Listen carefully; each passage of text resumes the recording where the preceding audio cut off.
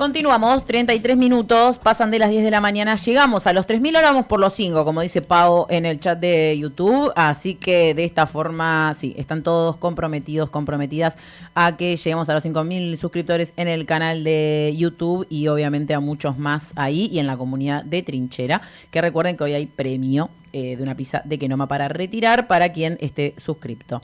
Dicho esto, vamos a seguir charlando y una noticia que se conoció en los últimos días tiene que ver con algo que lo seguimos de cerca y que también siempre mencionamos a los compañeros de la retaguardia por la cobertura diaria y de cada una de las audiencias que hay. En este caso estamos hablando de los juicios de lesa humanidad, en particular de los que se están llevando a cabo por los hechos ocurridos en 1 y 60 y en la comisaría octava de la Ciudad de La Plata, y que desde la Subsecretaría de Derechos Humanos se realizó una ampliación de indagatoria por unas cosas particulares que ahora vamos a profundizar para entender bien, pero que es muy interesante que le pongamos el ojo.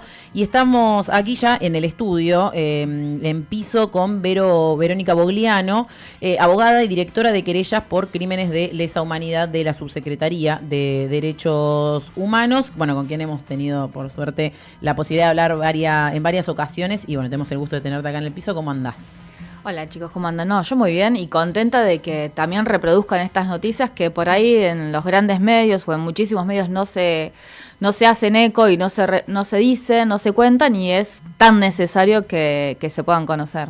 Y porque los juicios siguen, ¿no? Es algo como que siempre es una buena noticia para seguir diciéndola como novedad, ¿no? Porque muchas veces es como, ya terminó, no solo que la dictadura ya está, y empecemos, sino como también los juicios ya están, los genocidas ya están condenados, así como y en realidad sigue habiendo, ¿no? Un genocidas juzgados, genocidas que en algunos casos son represores absueltos, sigue habiendo un proceso ahí de lucha y de llevar esto en la justicia permanente. Sí, la verdad que también desde la dirección de querellas que estamos nosotros tratamos de hacer conocer que existen los juicios. Hoy en Provincia de Buenos Aires nosotros estamos representando al Estado provincial en 8 debates orales, más las causas que se están investigando en instrucción, más después las instancias recursivas. Son un montón, porque aparte los juicios que llegaron ahora son por mucho más víctimas, porque gracias a este proceso que se abrió a partir del 2003, se empiezan a conocer muchas víctimas nuevas, muchos hechos que por ahí no se conocían a profundidad, se pudieron identificar un montón de compañeros y compañeras que siempre los sobrevivientes los mencionaban por ahí por su seudónimo o por otro nombre, pero se pudieron identificar con nombre y apellido. También hubo un gran trabajo del equipo argentino de antropología forense para identificar los cuerpos que fueron enterrados en los cementerios como NN. Hay un gran trabajo detrás que gracias a que se pudieron tomar como políticas públicas las banderas que siempre de los organismos reclamamos, esto de juicio y castigo a los responsables del genocidio, se puede conocer y se está llevando respetando todas las garantías, ¿no? Y por ahí uno piensa que pasó hace mucho tiempo, sobre todo ustedes por ahí que son más jóvenes, ustedes no, porque sé que están muy comprometidos con muchísimas temáticas que tienen que ver con los derechos humanos, no solamente con la última dictadura, pero muchas personas pueden pensar, ya fue hace mucho tiempo, ya pasó, pero en realidad nosotros seguimos llevando adelante los juicios porque nos parece que si quedan impunes estos crímenes que fueron tan tremendos sobre los cuerpos de las personas, ¿no? Las torturas, la desaparición, las apropiaciones de bebés, que todavía seguimos buscando más de 400 compañeros, digo ahora porque tienen mi edad, nietos apropiados. Si fueron capaces de eso y los dejamos impunes y no seguimos exigiendo justicia hasta el último de nuestros días, se van a creer, por ejemplo, este gobierno nefasto que tenemos, que pueden quedar impunes todos los crímenes que están cometiendo cada día en este gobierno, ¿no? Entonces nosotros, desde los organismos y desde los diferentes lugares de militancia, siempre vamos a seguir reclamando justicia, siguiendo los cánones institucionales como nos enseñaron las madres, las abuelas, los ex detenidos también, ¿no? Que siempre reclamaron justicia desde los lugares que pudieron, ¿no? Cuando había en los 90 los años de impunidad, los reclamaron en el exterior y siempre se siguió reclamando justicia, respetando los derechos de las demás personas, por más que ellos nunca los hayan respetado. Acá vos recién mencionabas la cuestión de que van apareciendo nuevas víctimas, que van reconociendo, ¿no?, a estos represores, y justamente cuando recién hace un ratito mencionaba la cuestión de la ampliación de la indagatoria, vos nos vas a poder explicar más en detalle qué significa esto, tiene que ver con eso, ¿no?, con reconocer a otras víctimas de la dictadura, que quizás no son aquellas que desaparecieron o que sufrieron la tortura en primera persona. Bueno, una de las cosas que venimos planteando también para que el Poder Judicial se haga cargo, porque ya el Estado nacional y el provincial, desde el Poder Ejecutivo, sí se hizo cargo de reconocer estas víctimas que estuvieron privadas de la libertad en el momento de los secuestros de sus familiares, porque no nos olvidemos que la dictadura, una de las formas, el plan sistemático implementado estaba pensado y diseñado de, en general, secuestrar a las personas en su casa a la noche, cuando se sentían seguros, tranquilos, confiados. Caía una patota con personas vestidas de civil o de fajina, pero fuertemente armados, con una cantidad de personas desproporcional para la cantidad de personas que tenían que supuestamente detener, que en realidad eran secuestradas, y había, por ejemplo, una familia de 4 personas, caían 20 personas armadas, fuertemente armadas, las separaban por habitaciones, preguntaban dónde estaba la persona que tenían que buscar, y... Bueno, y todas estas personas, en general, los que se tienen como víctimas son, y que está clarísimo y que es necesario que sean tenidos como víctimas, las personas que pasaron por centros clandestinos de detención. Ahora, cuando hay un robo y se tiene rehenes, todas las personas que están dentro, por ejemplo, del banco, se los tiene como rehenes y son víctimas. Uh-huh. ¿Por qué? A las personas que sufrieron torturas en sus domicilios, fueron amenazados de muerte, fueron separados, tuvieron que ver cómo se los llevaban encapuchados y con los ojos vendados, y fueron golpeados y amenazados durante horas, o por ahí un pequeño lapso, o a veces horas, a veces se quedaban días instalados en las casas. El Poder Judicial no los considera como víctimas. Eso es lo que nosotros pedimos, que se amplíe la acusación y que se amplíe la indagatoria, uh-huh. Que eso lo tiene que decidir el tribunal, a ver si indaga a todos los imputados por estos hechos que nosotros señalamos como responsables, en general, a los que supimos que estuvieron en los operativos, o porque fueron reconocidos por las propias víctimas que sobrevivieron y reconocieron a tal persona, o a las personas responsables de inteligencia. ¿Por qué? Porque dentro del plan sistemático de exterminio, la inteligencia era la pata principal, que eran los que decían, bueno, hay que ir a buscar a esta persona, hay que ir a buscar a esta otra persona, y eran los que tomaban esa decisión. Esos están identificados porque tenemos como los cargos jerárquicos sobre los cuales están identificados, entonces vamos a pedir la responsabilidad de ellos porque son los que señalaban a quién se tenía que buscar. Y también se señalaba la forma de los operativos porque estaban en los reglamentos secretos. Entonces, esas son personas responsables de las privaciones de la libertad que sufrieron esas personas. En muchos casos de allanamientos ilegales y en algunos casos también torturas, porque también lo pudieron decir y verbalizar, ¿no? Eso fue lo que pedimos que se juzgue. En este sentido, una consulta, esto que es un poco, digamos, novedoso para el Poder Judicial, digamos, si quiere, bueno, los pedidos, ¿se da en estos juicios de 1 y 60 y de la octava por algo en particular, o ya se venía presentando esto mismo en otros juicios de LESA? Bueno, nosotros lo venimos presentando desde que asumimos esta gestión en todas las causas. En principio nos enfocamos más en niños y niñas que estuvieron presentes porque son los que siguen vivos, claro. Pero nos parecía que es muy poco porque también a las personas que ya hayan fallecido, por más que ya fallecieron, también fueron víctimas, y nos parece que el Estado y el Poder Judicial en particular también tiene que reconocer que fueron víctimas de estos procedimientos. Lo planteamos en el juicio de zona de Quinto Cuerpo del Ejército que se está desarrollando en Bahía Blanca desde el año 2022. También lo planteamos en Puente 12-3. También lo planteamos en el juicio de brigadas y hasta ahora no hemos tenido una acogida favorable. ¿Cuál es el planteo que hace el Poder Judicial para decir que no? Que en este caso su afirmación sería que no son víctimas. En general son tecnicismos de que no se plantearon en su momento, lo que nosotros también planteamos, que no se plantearon en la instrucción, ¿no? Y se habla de diferentes, son tecnicismos y son principios que también que respetamos, que por ahí tienen que ver con la legalidad, la congruencia, pero lo que también estamos planteando que estos juicios se están llevando adelante a 49 años del golpe de Estado. Los imputados están muriendo. En nuestro país, si vos no tenés una persona a quien adjudicarle el delito, se sobresee a esa persona por más que haya prueba más que demostrada de que fue responsable de un delito. Y estos crímenes, nosotros como Estado tenemos la obligación internacional de juzgarlo, ¿no? Porque si no, tendrían la posibilidad de juzgarlos en otros países. Por ahí en otros países ya hubiesen sido juzgados todas estas personas y sido condenadas a penas mucho más grandes que las de la Argentina, porque en la Argentina tenemos, y como respetamos las leyes, lo vuelvo a decir, porque eso es lo que siempre hacemos, la condena más alta es prisión perpetua. En cambio, en otros países, por ejemplo, en España han sido condenados a más de 100 años de prisión a los responsables del genocidio ocurrido en la Argentina, ¿no? En los años 90, que hoy yo les mencionaba, cuando los ex detenidos también impulsaron causas que llevó adelante el juez Garzón. Vero, con respecto un poco a parte de toda esta reconstrucción, porque la otra vez hablábamos de un poco de Martín Cohen planteando esto de la cifra abierta, ¿no? Todo el tiempo y esta construcción que va en cotidiano, y vos recién decías, bueno, hace 48 años que venimos laburando gran parte de todas estas causas con avances y retrocesos. O por lo menos con algunos claroscuros, como bien vos decías recién, en carácter más del Poder Judicial, pero sobre todo en un intento de avanzada, ¿no? Que es esto que vemos en el cotidiano. Hoy hablábamos un poco de esta resolución reservada de las Fuerzas Armadas, y una intención, por lo menos lo decimos concretamente, de la ministra de Seguridad, Patricia Bullrich, tanto en este gobierno como en el gobierno anterior, cuando tuvo la gestión de Mauricio Macri, de que las Fuerzas Armadas vuelvan a tener intervención dentro de la seguridad interior del país.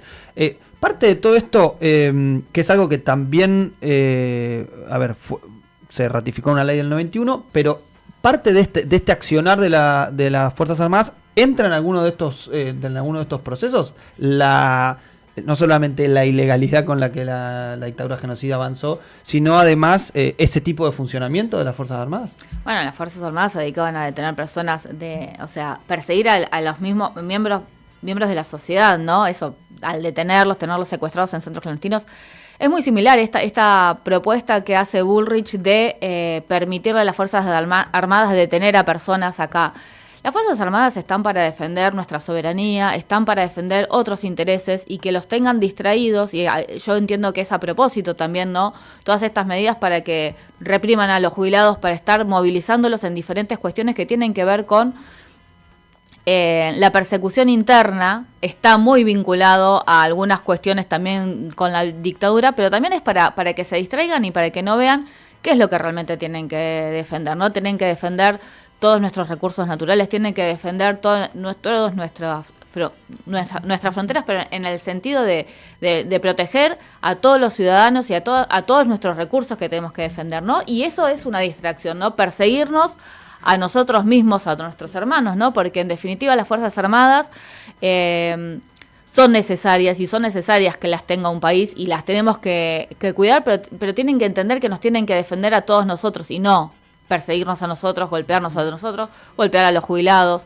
por mencionar, porque en realidad nos pasa todos los miércoles de que estas cosas andan sucediendo. Sí, me parece que está muy vinculado, es muy parecido a la de la dictadura. Teníamos un estado de sitio, eran otras circunstancias y había un golpe de estado, ¿no? Ahora es un gobierno elegido por el pueblo el que está llevando adelante estas medidas, y con muchísima desinformación a toda la sociedad, ¿no?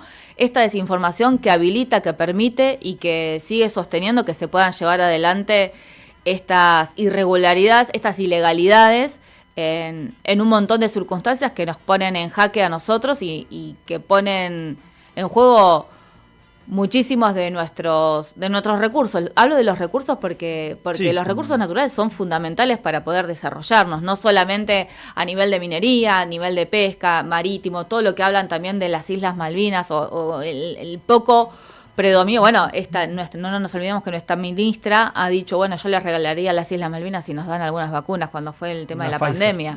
Sí. Es como muy fuerte, ¿no? Y que la tengamos ahora como ministra de Seguridad, distrayendo a las Fuerzas Armadas, persiguiendo a todos nuestros ciudadanos, a todos los pobladores de la República Argentina. Hay un punto que recién planteabas que lo hemos tocado en una entrevista, recuerdo con el general, que fue general de ejército, Milani, cuando hablamos un poco de que le planteamos esta pregunta, si no me equivoco fue el año pasado, a principio de 2024, si él creía que este objetivo de volver a meter a las Fuerzas Armadas dentro de la seguridad interna, primero si iba a tener éxito y segundo si creía que realmente las Fuerzas Armadas iban a aceptar ese rol, sobre todo en clave de las consecuencias judiciales posteriores, que es un poco, a ver, hoy justo tocábamos esta noticia, y que propia gente de la cúpula militar haya entregado el documento reservado con el cual se dicta esta resolución, habla un poco de eso, ¿no? Como de, ¿existe o crees que eso es uno de los elementos centrales para evitar, sobre todo, ese accionar?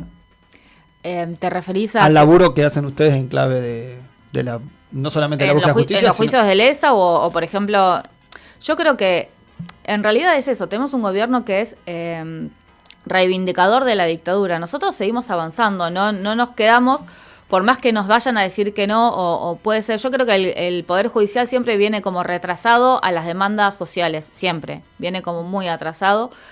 Hay que hacer una reforma del Poder Judicial, en su momento se hizo, no se pudo llevar adelante porque la Corte decidió que no se lleve adelante. Yo creo que el Poder Judicial hay que cambiarlo, hay que cambiar muchísimas cosas del Poder Judicial. Y nosotros desde el lugar que tenemos, como somos abogados y abogadas, técnicos, seguimos avanzando y seguimos reclamando las cosas que faltan. Y por más que nos quieran restringir y a veces nos tratan de poner contra las cuerdas, por decirlo de alguna manera, para proteger solamente eso que tenemos, no nos parece que tenemos que seguir avanzando. Por eso también hacemos estos planteos, que por ahí van contra la marea de esto, de reivindicar el accionar de las Fuerzas Armadas. Y volviendo a lo que vos me preguntabas, me parece que sí, que cada uno de los lugares que tenemos, que ocupamos desde nuestros roles como abogados, ustedes como comunicadores sociales, una trinchera en cada uno de los lugares, hay que marcar los mojones y seguir avanzando. Y cada uno aporta su granito de arena desde donde puede. Y sí, son algunas puntas, no tienen la popularidad o el conocimiento como mucho más abarcativo de lo que planteamos, pero me parece que son mojones que se van marcando para marcar algún camino y que siempre va a haber algún otro compañero o compañera más joven que tome la posta y que siga adelante avanzando y reclamando para no dejar atrás las cosas que sí ganamos. Y nada, y aportar el conocimiento que uno tiene, ¿no? Porque estoy desde el año 2006 en los juicios de lesa humanidad. Bueno, aportando este conocimiento, formando compañeros o acompañando para que en un momento realmente se puedan cumplir estos un poco los objetivos. Por ahí hoy hablando también de los 30 años de hijos que tienen que ver con juicio castigo a los responsables o cárcel común a los genocidas. Sí, justo te iba a meter en ese tema de la cárcel común, porque justo fue en el día de ayer que desde Hijos se empezó a denunciar esto que estaría pasando, que tiene que ver con que Patricia Bullrich está buscando facilitarle celdas más privilegiadas, individuales, trasladar a varios genocidas que están en Ezeiza, ¿no? Están en Ezeiza y trasladar a estos 19 a Campo de Mayo, donde estarían, digamos, como lo que se dice es como una cárcel más VIP, digamos, que lo que están afrontando hoy en día. ¿Qué conocimiento se tiene sobre eso en particular y, digamos, qué tanta posibilidad hay, cómo se está reclamando y qué puede llegar a suceder con eso? ¿Qué crees vos, no? Bueno, se pueden hacer reclamos, sí. La verdad es que el servicio penitenciario es la que designa los cupos y de la forma en que se mantienen los detenidos, y también tiene que ver un poco con una cuestión de que también nosotros respetamos, ¿no? El tema de acercamiento familiar, poder tener vínculo con la familia. Lo cierto es que desde la pandemia la mayoría de los imputados y condenados por crímenes de lesa humanidad tienen prisión domiciliaria. Hay muy pocos que se encuentran en cárceles comunes, como le decimos nosotros. Nosotros consideramos que estén en cárceles es necesario y es importante porque es también marcar la condena, ¿no? Uh-huh. También a veces, como va avanzando la pena y a veces tienen las salidas transitorias, y nosotros eso las respetamos, decimos que se respeten en las condiciones en las que se deben respetar.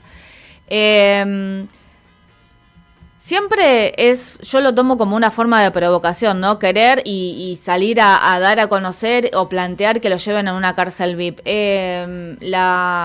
Nosotros los venimos denunciando porque muchísimos que siguen pidiendo la prisión domiciliaria están alojados en Campo de Mayo o en Ezeiza. Ezeiza también está muy bien. La verdad es que también tienen pabellones bastante privilegiados para lo que es la población común y para lo que son otros tipos de detenidos. Que aparte VIP, cuando se denuncia VIP en el sentido de las cárceles o, digamos, en contraposición a una cárcel común, no se habla de que estén en condiciones deplorables, ¿no? Sino de que justamente no tengan un privilegio por encima de los presos comunes, digamos. Tienen un privilegio por encima de los presos comunes. Estas casas, iba a mencionar un informe que hizo la Secretaría de Derechos Humanos en la gestión anterior sobre Campo de Mayo, que tienen una sala común, que es un living con televisor, con un televisor gigante.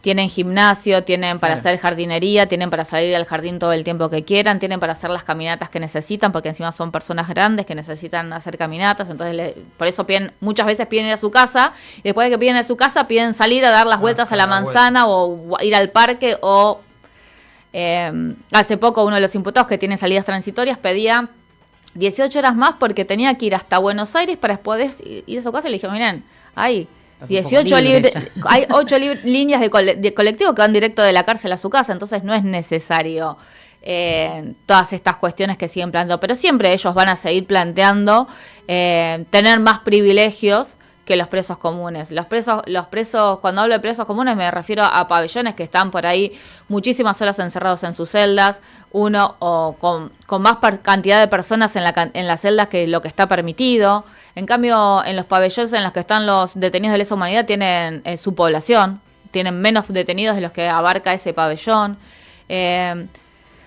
Y me parece que son provocaciones, ¿no? Que Bullrich plantee esto, porque aparte tienen buenas condiciones en Ezeiza también. Es para provocar, ¿no? También un poco para distraernos. No vamos a dejar de reclamar lo que nos parezca que es justo, y que sean trasladados o no sean trasladados tiene que ver también con una decisión del servicio penitenciario. Hay cosas que sí podemos plantear desde lo jurídico, ¿no? Desde lo técnico jurídico. Nosotros, yo desde que estudié aporto a los reclamos y a las necesidades que puedan surgir, y dentro de lo que yo conozco, que por ahí es la ley, o lo poco que conozco de la ley, es, bueno, esta técnica, esto que es técnico sí se puede, sí lo podemos requerir o no lo podemos requerir. Pero me parece que tiene que ver con esto, con distracciones para reclamar en esto y no hacer...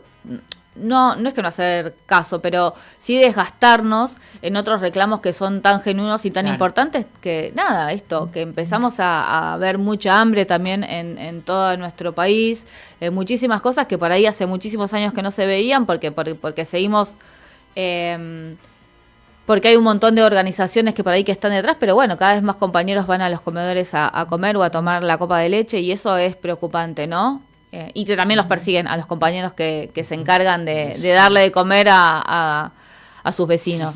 Sí, que son esas continuidades en las violaciones a los derechos humanos que persisten, ¿no? Bueno, vos mencionabas recién la cuestión de los miércoles, que quizás, bueno, con vos no lo hemos hablado tanto, solemos llamar al Pampa o a la Colo, pero todos forman parte de esta misma asociación que es ACVI, la Asociación contra la Violencia Institucional, y que también tiene que ver, ¿no?, con que cada miércoles, recién decíamos, ¿no?, las Fuerzas Armadas destinadas a cortar la calle y a golpear a jubilados y jubiladas, como también esas persistencias que continúan. Nos estamos quedando sin tiempo, Vero. Yo te quería preguntar algo más, volviendo al principio, con respecto a lo de los juicios por los hechos ocurridos en la comisaría de 1 y 60 y la octava. ¿Cuánto le queda a esos procesos? Porque eran juicios que tenían ya venían para largo por la cantidad de testigos y de acusados que tenían, ¿no? ¿En qué instancias está y cuánto le queda? Bueno, a este juicio particularmente estamos en un momento que pedimos ampliación de la acusación. Hay que ver ahora qué es lo que dicen las otras querellas de próxima audiencia y las defensas. Y en todo caso va a haber como algún tiempito si hay alguna prueba más que producir. Pero yo creo que por ahí para fin de año se estaría terminando este juicio. Nunca hay una fecha exacta. Nosotros también nos vamos enterando a veces con un mes de anticipación cuándo son las próximas audiencias. Ahora se están haciendo audiencias cada 15 días en este juicio. Todo virtual, ¿no? No, presencial acá en La Plata, sí, podemos a veces virtual y a veces presencial. Igual está bueno a veces que sea virtual, que la pandemia nos ayudó muchísimo. Haber estado encerrados en algunos lugares, pero los juicios de lesa humanidad se veían desde muchísimos lugares del mundo y se siguen viendo. Entonces, como tenemos tantos compañeros que por algunos motivos se tuvieron que exiliar y finalmente se quedaron en otros países, o después también por otras crisis económicas se han tenido que ir a vivir a otros países, siempre se sigue desde otros lugares que si no presencialmente no hubiesen podido venir.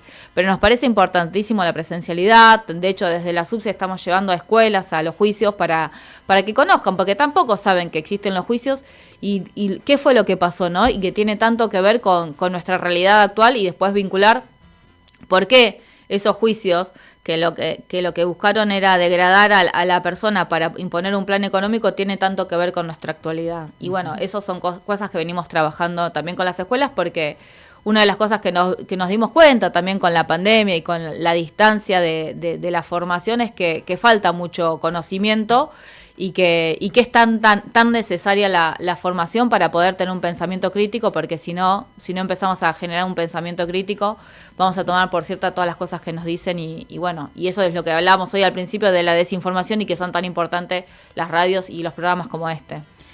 Vero, gracias por el tiempo, Gracias por venirte hasta acá y y será hasta pronto probablemente. Sí, muchísimas gracias por la invitación, muchísimas gracias por difundir las noticias que a veces quedan acalladas.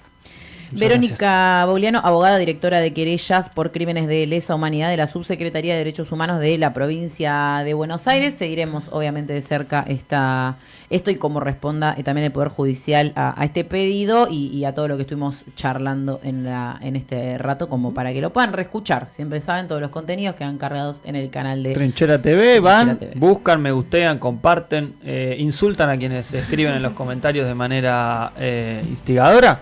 Hacen lo propio. Ustedes ya saben, será por las malas. Escuchemos un poquito de música y volvemos.